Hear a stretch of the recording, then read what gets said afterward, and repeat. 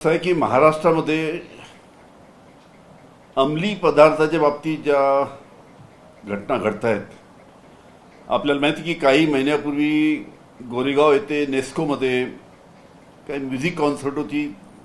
त्यामध्ये अंमली पदार्थाचा सेवन करून 2 तरुणांचा त्यामध्ये मृत्यू झाला. आता परत काल वरळीच्या NSCIचा जो डोम आहे त्यामध्ये सुद्धा म्युझिकल कॉन्सर्ट म्हणजे संगीत कार्यक्रम होता. मोठ्या प्रमाणात तरुण मंडळी त्या ठिकाणी उपस्थित होती आणि तिथे सुद्धा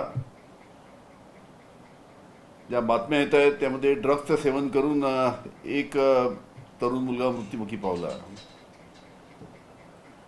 या वारंवार ज्या घटना महाराष्ट्रामध्ये घडत आहेत, पुण्याला काहीतरी एका फार्म हाऊसवर अशाच पद्धतीची ड्रगची घटना झाली असं वर्तमानपत्राच्या माध्यमातून बातम्या पुढे येत आहे.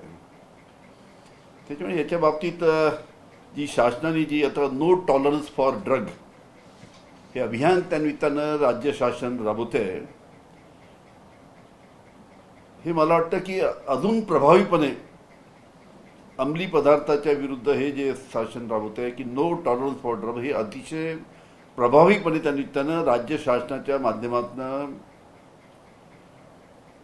संपूर्ण प्रभावीपणे वापरण्याची अतिशय गरज आहे, जेणेकरून ह्या सर्व अंमली पदार्थाच्या बाबतीत ज्या वारंवार घटना ज्या घडतात त्या चांगल्या पद्धतीनं नियंत्रणात येऊ शकतील. या पद्धतीनं पोलिसांनी पावलं उचलली पाहिजे. जे काल जी घटना झाली NSCI डोम ते ताडदेव पोलीस स्टेशनच्या अंतर्गत मुंबईला येतं. जी माहिती आमच्याकडे आली आहे की ताडदेव पोलीस स्टेशननी परवानगी नाकारली याला. जी NSCI डोममध्ये जो म्युझिकल कॉन्सर्ट झाला की संगीताचा कार्यक्रम झाला त्याला परवानगी ताडदेव पोलीस स्टेशननी नाकारल्यानंतर परत त्याला परवानगी कोणाच्या दबावाखाली देण्यात आली. म्हणजे पोलीस इकडे पोलीस स्टेशन परवानगी नाकारतं आणि वरतून काहीतरी दबाव येतो त्याला परवानगी मिळते. ही सुद्धा अतिशय चुकीची गोष्ट आहे. कारण की पोलीस संपूर्ण शहानिशा करून परवानगी द्यायची की परवानगी नाही द्यायची याचा विचार करून निर्णय घेतात. आणि अशा पद्धतीनं ताडदेव पोलीस स्टेशननी जर ही भूमिका घेतली असेल तर त्यांच्यावर कोणाचं प्रेशर होतं. त्याच्यामुळे सरकारने जी आहे त्यांची जी ड्रगच्या विरुद्ध जी मोहीम आहे नो टॉलरन्स फॉर ड्रग ती अतिशय प्रभावीपणे अंमलबजावणी त्याची करावी अशी शासनाला विनंती आहे. त्याचबरोबर आपण पाहिलं की आता काही दिवसानंतर 8-15 दिवसानंतर संपूर्ण महाराष्ट्रामध्ये शेतकरी आपल्या पेरण्या करतील आणि या पेरण्या करायच्या वेळेस मोठ्या प्रमाणात खताची आवश्यकता आहे. युरियाची आवश्यकता आहे, DAPची आवश्यकता आहे, मिश्र खताची आवश्यकता आहे. पण आज शेतकऱ्यांची अशी अडचण आहे की युरिया मिळत नाही, DAP मिळत नाही, मिश्र खतं मिळत नाही. मोठ्या मोठ्या लाईन कृषी सेवा केंद्राच्या दुकानासमोर त्या निमित्तानं लागलेल्या आहेत.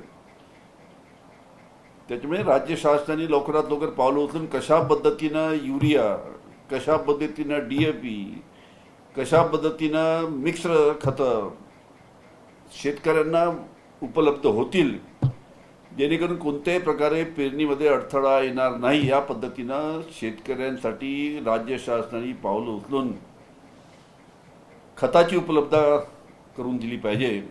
ही सुद्धा आमची शेतकऱ्यांसाठी मागणी आहे.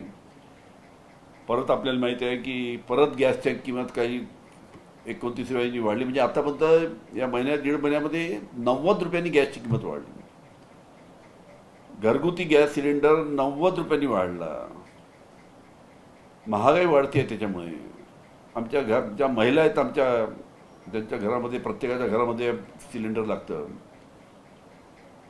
त्यांची अतिशय अडचण होत आहे. 90 रुपये या 1-1.5 महिन्यामध्ये वाढलेत गॅसचे.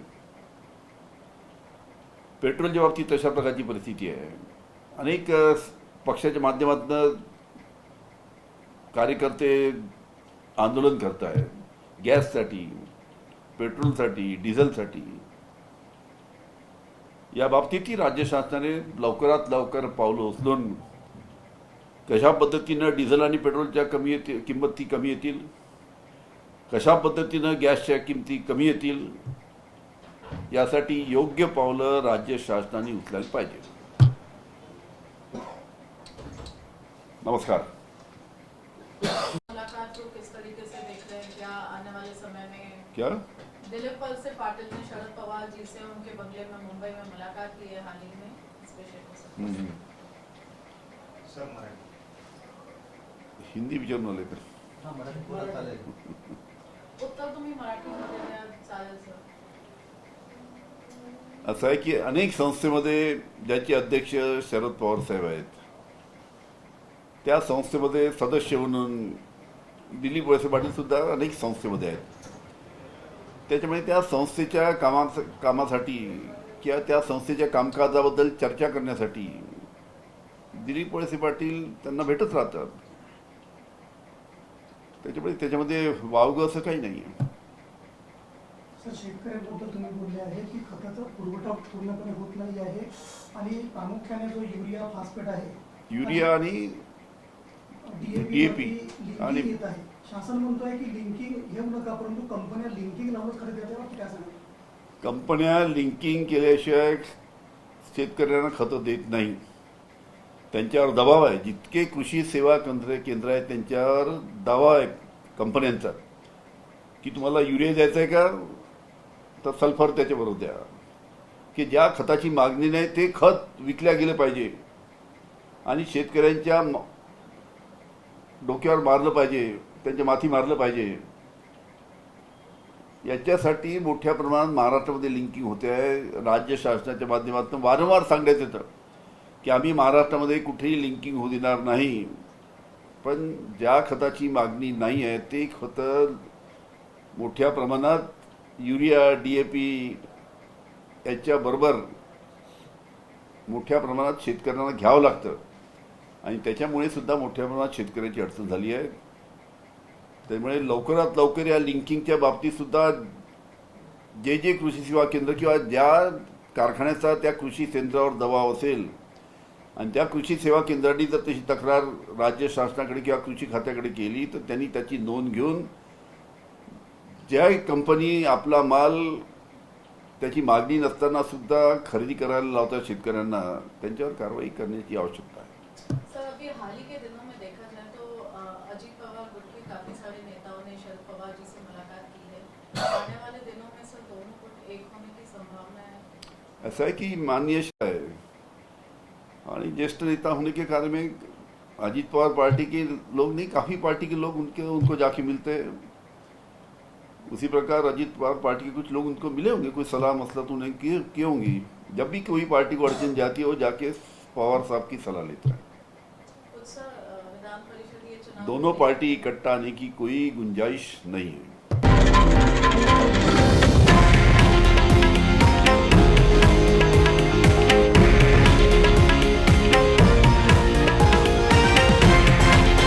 हे आहे देशातील नंबर 1 न्यूज नेटवर्क आणि आपण पाहत आहात TV9 मराठी, एकमेव.